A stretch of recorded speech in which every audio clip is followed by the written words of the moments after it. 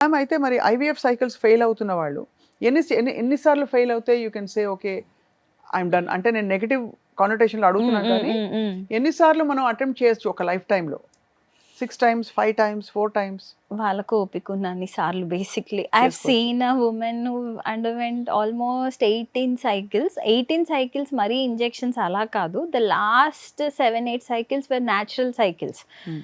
But ముందు 10 were all mild stimulation protocol ద్వారా, అంటే after 18 cycles is when she achieved live birth. బాబోయ్ so it depends.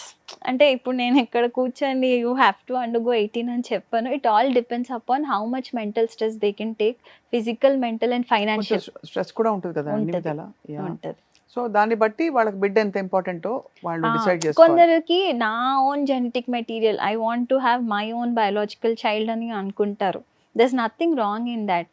But at the same time we have to pause in where see this ఇంతవరకే అవుతుంది అంటే వాళ్ళకి ఆ success rate జెన్యున్గా చెప్తే they will be mentally prepared. ఇన్ని cycles అవసరం పడొచ్చు నీకు to achieve a life birth అంటే the women will obviously make up a mind.